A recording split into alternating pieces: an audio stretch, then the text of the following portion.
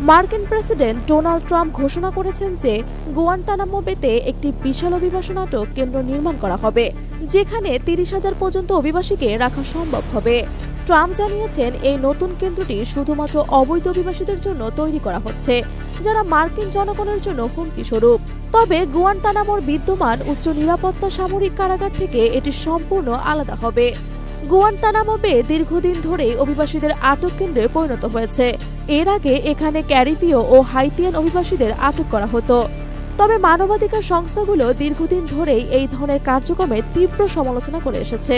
Trump প্রশাসনের border টসার Tom Homan জানিয়েছেন বিদ্যমান আটক কেন্দ্রটি আরও সম্প্রসারণ করা হবে এবং এটি পরিচালনা করবে মার্কিন অভিবাসন ও কাস্টম এনফোর্সমেন্ট।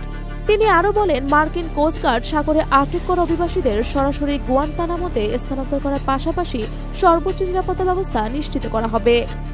ট্রাম্প প্রশাসন এই প্রকল্পের জন্য কংগ্রেসের অনুমোদন চেয়েছে। রিপাবলিকানরাও একটি ব্যয় বিলের মাধ্যমে এই নতুন জেলের অর্থায়নের চেষ্টা করছে। এই পদক্ষেপ ইতোমধ্যে মানবাধিকার সংগঠনগুলোর উদ্যোগের কারণ হয়ে দাঁড়িয়েছে। বিশেষজ্ঞদের মতে গুয়ান্তানামো বের মতো বিতর্কিত জায়গায় বিশাল একটি অভিবাসন আটককে কেন্দ্র করে তৈরি করা আন্তর্জাতিক নীতির পরিপন্থী হতে পারে।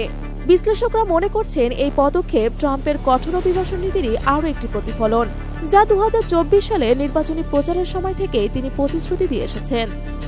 এই পরিকল্পনার বিরুদ্ধে এখনো আনুষ্ঠানিকভাবে কোনো আন্তর্জাতিক প্রতিক্রিয়া আসেনি। তবে কিউবা, জাতিসংঘ এবং অন্যান্য মানবাধিকার সংস্থাগুলোর কড়া প্রতিক্রিয়া আসতে পারে বলে ধারণা করা হচ্ছে।